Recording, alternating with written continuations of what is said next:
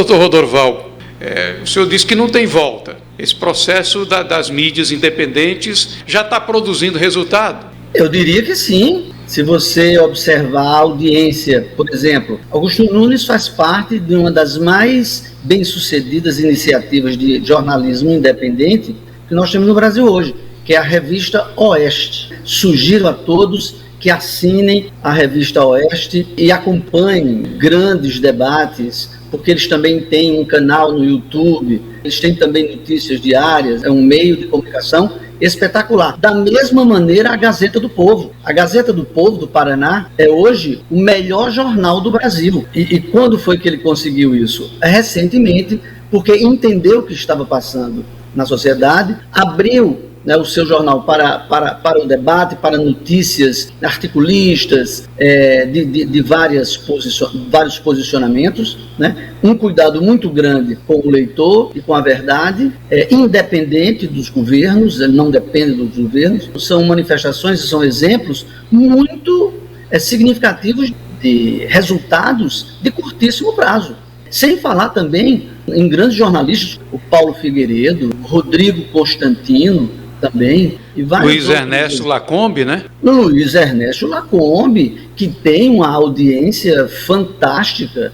Todos eles estão, ao mesmo tempo, fazendo um exercício de independência e também oferecendo ao público um tipo de interpretação que eles não escondem. Isso não vem embutido sutilmente no conteúdo, isso é aberto. Eles são de uma visão mais conservadora, eles acreditam que há um interesse por essa cosmovisão, pela interpretação do mundo a partir desse viés, e eles oferecem isso de maneira muito correta, eles são muito corretos e ocupam espaço nesses nichos. Doutor Rodorval, porque eles também eles superam a censura das redações e tem uma possibilidade também de superar essa censura que vem de outros setores, como o judiciário e do próprio governo, que criou também uma agência de checagem, né? Pois é. Imagine aí um governo que cria uma agência de checagem.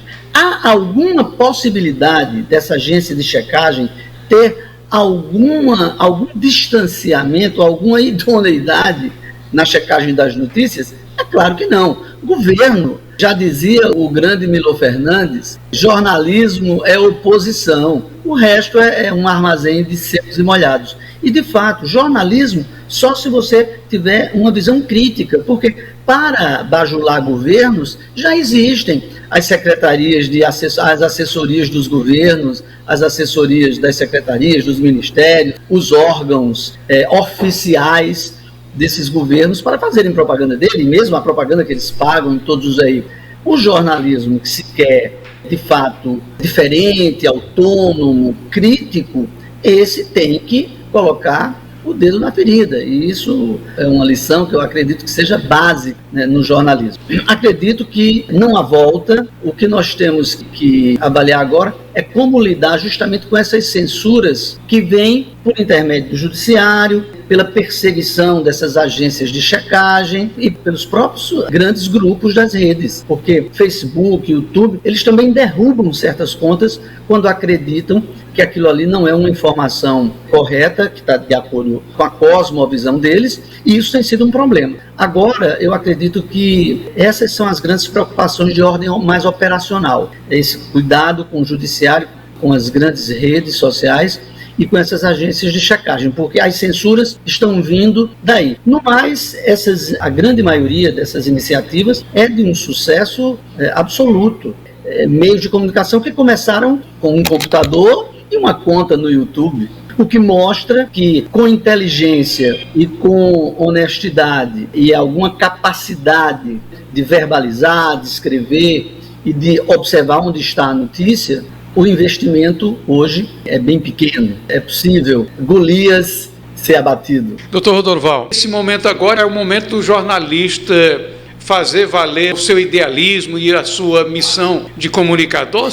De certa forma, sim. É muito difícil fazer esse tipo de jornalismo. Tem sido um sucesso porque algumas iniciativas têm sido muito bem feitas. Por exemplo, a Revista Oeste, ela não aceita propaganda de órgãos públicos. É muito difícil porque você sabe, conhece muito melhor do que qualquer um aqui de nós, que nos ambientes, nas cidades de menor porte, há uma espécie de circuito fechado. Você não tem ainda aquela massa crítica para receber esse determinado tipo de jornalismo. As pessoas são muito habituadas às velhas mídias, seja no rádio, seja na TV, seja no jornal impresso, está praticamente desaparecido, mas isso também é uma construção lenta e gradual. Nós já temos alguns casos de sucesso, teremos muito mais. Agora, o que me chama a atenção nisso tudo também, que aí talvez seja um tema para uma outra conversa, a inoperância das universidades quando se trata de jornalismo. Em tese, as universidades seriam o espaço ideal para a formação de jornalistas e, consequentemente, de uma estruturação de ambientes jornalísticos locais mais consistentes. No entanto, o que é que as nossas universidades, sobretudo as universidades federais, que são a grande vitrine das universidades brasileiras, fazem? Eles formam militantes. Em Teresina, o curso de comunicação social já deve ter 40 anos de existência, deve ser da década de 80. Aqui, o curso de comunicação, no caso de jornalismo, já deve ter aí os seus 25 anos aproximadamente. Quando nós olhamos para o mercado, nós não vemos jornalistas formados por essas universidades fazendo um jornalismo diferente, mesmo com a possibilidade de ter um pequeno investimento, de ter um computador, de ter uma conta no YouTube, para fazer um jornalismo diferente. Nós não vemos isso.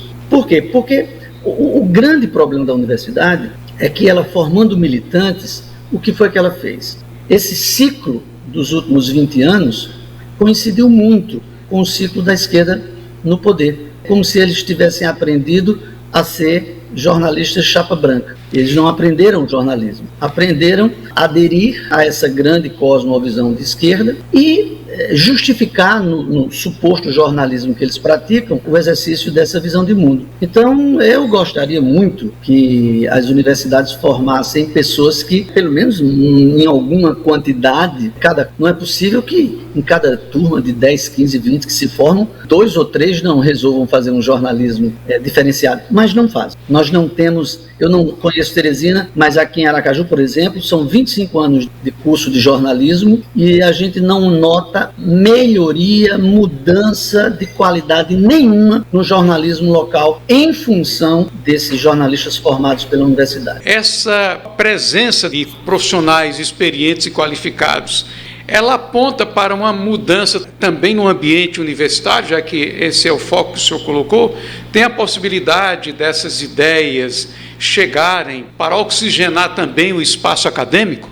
Eu acho pouco provável. A oxigenação do espaço acadêmico hoje é um dos desafios mais complexos, né, da sociedade brasileira, que deve olhar com mais cuidado para a universidade e para o que está ocorrendo na universidade. O grande público acredita que as universidades federais, sobretudo, são um oásis do conhecimento, da pluralidade, da democracia.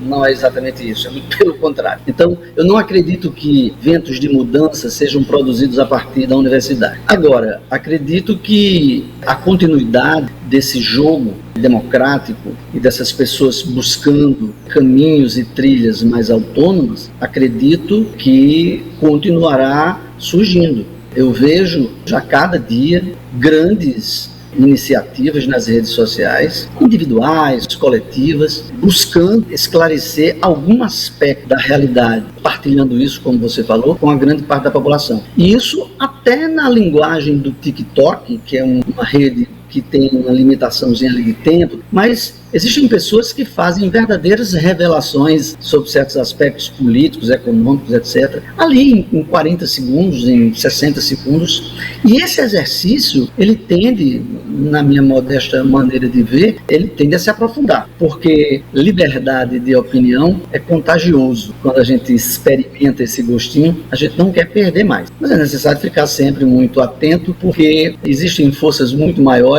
que quase sempre conseguem anular esse afã das liberdades individuais, sobretudo da liberdade de expressão. Mas acredito que nas redes a tendência é aprofundar esse modelo.